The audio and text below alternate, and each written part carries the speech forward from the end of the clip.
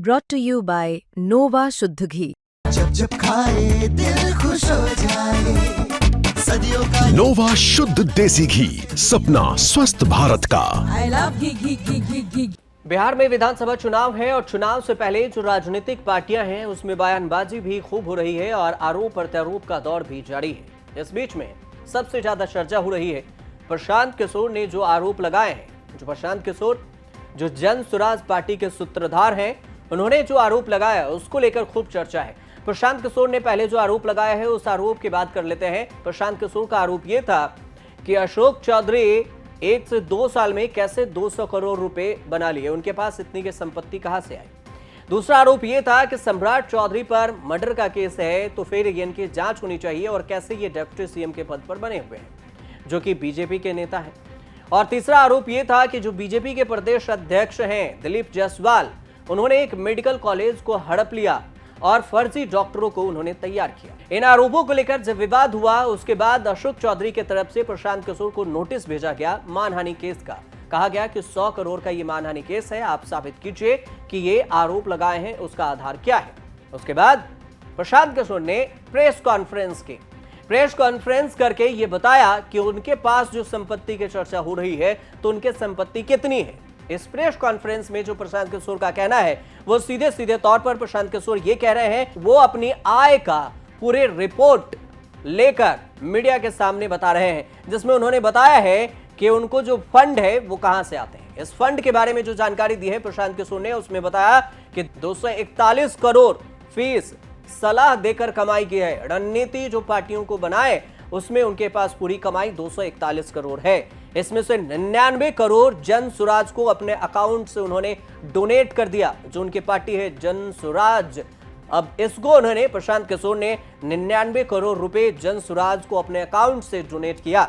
इसके अलावा 20 crore income tax उन्होंने चुकाया है, इनकम टैक्स भरा है। प्रशांत किशोर ने यह जानकारी दी है प्रेस कॉन्फ्रेंस में। यह भी कहा है कि 31 करोड़ जीएसटी चुकाया है उन्होंने, 31 करोड़ रुपए उन्होंने जीएसटी भरा है। ये जो उन्होंने प्रशांत किशोर ने जो पूरी जानकारी प्रेस कॉन्फ्रेंस में दी है ये उसी का चिट्ठा है और जो हमने आपको पॉइंटर निकाल कर लाए हैं वो आपको बता रहे हैं। प्रशांत किशोर अपनी आमदनी के आंकड़े दे रहे हैं। उन्होंने कहा कि बीते 3 साल में पैसा कहां से आया ये हमसे लोग पूछते हैं तो हमने जीवन में कभी फीस नहीं दिया, लेकिन जब बिहार का अभियान शुरू हुआ तो फिर हम अब पैसे लेंगे क्योंकि हमको बिहार में काम करना है।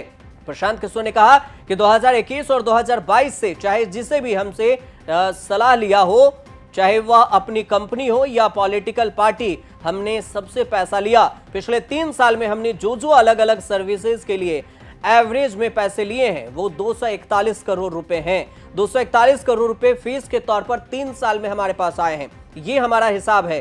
30 करोड़ 95,68,000 इस पर मैंने जीएसटी भरा है और इसके अलावा जो सलाह हम देते हैं उसके बदले में फीस मिलती है। 18% जीएसटी हमने भारत सरकार को दी है। 20 करोड़ रुपए हमने इनकम टैक्स दिया है। 98 करोड़ 75 लाख रुपए जन स्वराज को हमने डोनेट किया है। ये करीब 99 करोड़ रुपए जो हमने आपको बताया है ये राउंड फिगर है उसका। ये प्रशांत किशोर ने अपनी प्रेस कॉन्फ्रेंस में बताई है। इसके अलावा प्रशांत किशोर ने यह भी कहा है कि अगले 10 साल तक वह कहां से पैसा लाएंगे, इसका भी हिसाब प्रशांत किशोर ने पूरी तरह से टीवी जो मीडिया के साथी थे वहां पर पत्रकार उनके सामने प्रेस कॉन्फ्रेंस में रखे। प्रशांत किशोर का यह कहना है कि अपना शरीर बेचकर भी पैसा हम लाएंगे, लेकिन बिहार में चोरी के राजनीति को खत्म करके ही दम लेंगे। सीधे तौर से विपक्ष पर हमला है। जन स्वराज के किसी कार्यकर्ता को डरने की जरूरत नहीं है। प्रशांत किशोर सीधे कह रहे हैं कि हमारा एक एक पैसा अकाउंटेड है, हिसाब किताब है। किसी ने कहा कि मैं नवयुगा कंपनी से 11 करोड़ रुपए मैंने लिए हैं, तो बिल्कुल लिया है। इनको एक प्रोडक्ट लॉन्च करना है और इसके लिए इस कंपनी को सलाह दिया। नवयुगा से घूस नहीं ली है। ये हमारे पे जो आरोप लगा रहे हैं, नवयुगा का पैसा हमने लिया लेकिन हमने इसके बदले में एडवाइस दी, फ्री में हमने पैसे नहीं लिए। ये प्रशांत किशोर ने सीधे प्रेस कॉन्फ्रेंस में बताया है। इसके अलावा जो प्रशांत किशोर ये भी कह रहे हैं कि अगर एक पैसा भी गलती मेरे अकाउंट में निकल जाए तो आप सरकार जिस तरह से सीबीआई केंद्र सरकार जांच करती है, सीबीआई लगा दे और जांच कर ले कि हमारे अकाउंट में 1 रुपया भी फर्जी है तो उसका हिसाब हम देने के लिए तैयार हैं। प्रशांत किशोर कह रहे हैं कि अब बात यहां खत्म नहीं होगी, क्योंकि अगर यह कोई कह रहा है जैसे अशोक चौधरी ने भी चोरी किया और प्रशांत किशोर ने भी किया तो यह गलत है। हम इन लोगों की पंक्ति में खड़े नहीं हैं। पहला इल्जाम वैभव विकास ट्रस्ट पर है, हमने डॉक्यूमेंट्स दिया है। दूसरी बात, 100 करोड़ से ज्यादा की संपत्ति ट्रस्ट के लिए खरीदी गई, हमने अकाउंट डिटेल्स दिए हैं। तो ये कहां से पैसे आए? ये तीनों लोग बताए। इन्होंने कहा किशोर कुणाल जी का नाम बहुत बड़ा है, तो किशोर कुणाल जी के नाम पर ही कम से कम उनके नाम को दागदार मत कीजिए। समाज ने उनके नाम की बड़ी प्रतिष्ठा है। तो आप प्रेस को बुलाइए और क्लियर कीजिए कि आपके न्यास से मैं 3 लोगों का नाम ले रहा हूं। जियालाल आर्य जो बहुत सम्मानित व्यक्ति हैं, ईमानदार व्यक्ति हैं, उनकी ऐसी छवि है। दूसरा अनीता कुणाल जी जो किशोर कुणाल जी की पत्नी है, और तीसरा यहाँ के मुख्य सचिव की सासू माँ। ये तीनों लोग बताएं कि न्यास में 100 करोड़ से ज्यादा की संपत्ति खरीदने का पैसा कहां से आया है। दूसरी बात, अशोक चौधरी के नाम पर जो संपत्ति की बात कही गई है, हम लोग उस बात पर कायम हैं। 200 करोड़ की संपत्ति इन्होंने अर्जित की है। इन्होंने कैमरे पर आप लोगों को कहा कि 1 कट्ठा भी जमीन हो जाएगा तो मैं जनसुराज की गुलामी करूंगा। मेरे भाई मुन्ना जी ने अभी पूरा डॉक्यूमेंट जारी किया है। अगर या तो उसको आप रिबटल कीजिए कि ये आपका जमीन नहीं है, और अगर जमीन है तो जनसुराज की गुलामी मत कीजिए, बिहार के लोगों की गुलामी के लिए तैयार होइए, इस्तीफा दीजिए। नहीं इस्तीफा दीजिएगा तो आपका घेराव होगा, आपका राजनीति आपका नहीं करने देंगे। हम लोग मुख्यमंत्री नहीं सुन रहे हैं तो हम लोग राज्यपाल महोदय के पास जाएंगे, कोर्ट में जाएंगे, इनके खिलाफ कार्रवाई होनी चाहिए। और 100 करोड़ का मानहानि का नोटिस भेजे थे। आज डर के मारे शायद कहे हैं कि अब आगे हम कानूनी कार्रवाई नहीं करेंगे, तो 5 दिन के अंदर आधिकारिक तौर पर लीगल नोटिस वापस ले, और नहीं लेंगे तो इन पर 500 करोड़ का और घोषणा करेंगे। नोट कर लो भाई, 200 करोड़ पर घबराए हुए हैं ना, ये 500 करोड़ का और अवैध संपत्ति जो खरीदा है अशोक चौधरी ने।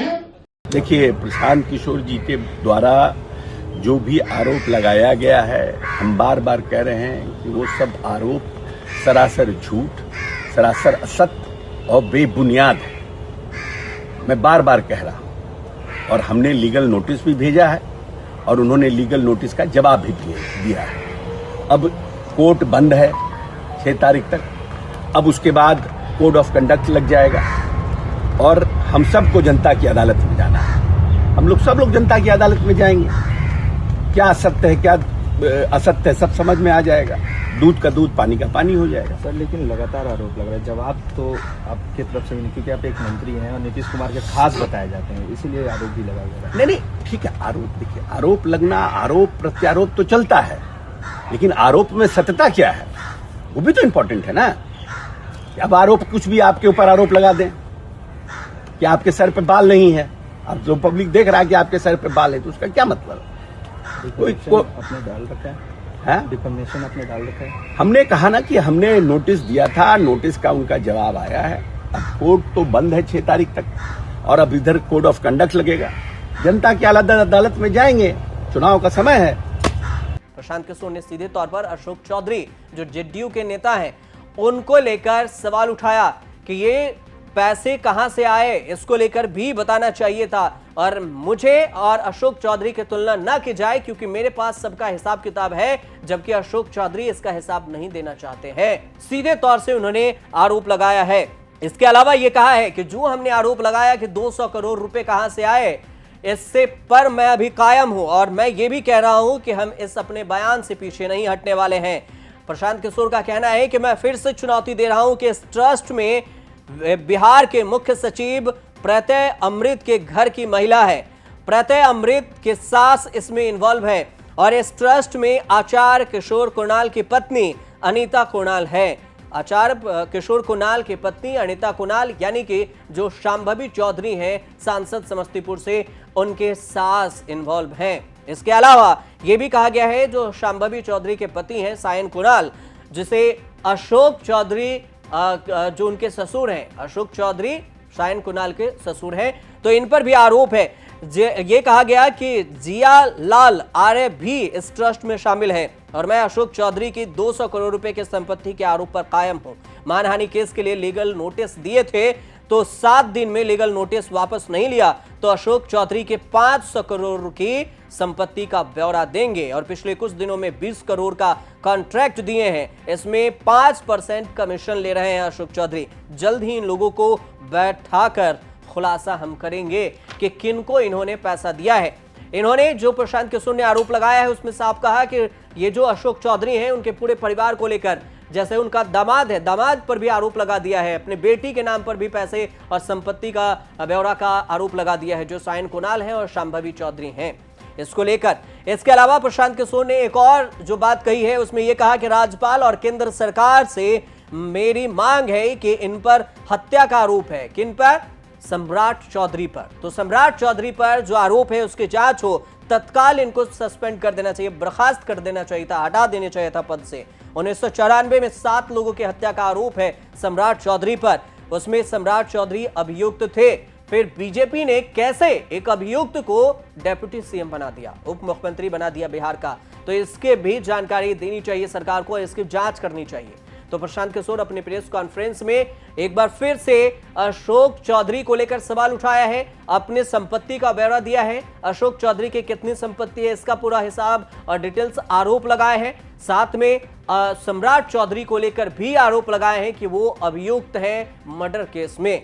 अब देखना ही होगा कि ये जो मामला है विधानसभा चुनाव से पहले कहां तक जाकर रुकती है और इस पर क्या क्या कुछ होता है, क्योंकि बिहार के राजनीति के बीच में प्रशांत किशोर एक नया आरोप लगाकर बिहार के राजनीति को उथल पुथल कर दिए हैं और गरमा दिए हैं। अब देखना ये होगा कि नवंबर में विधानसभा चुनाव है, इससे पहले ये आरोप का परिणाम क्या कुछ आता है और विधानसभा चुनाव पर इस आरोप का असर कितना देखने को मिलेगा। फिलहाल ये जानकारी आप तक अगर सही पहुंची हो तो आप हमारे चैनल से जुड़िए, सब्सक्राइब कीजिए, शेयर कीजिए, कमेंट कीजिए और देखते रहिए न्यूज़ तक।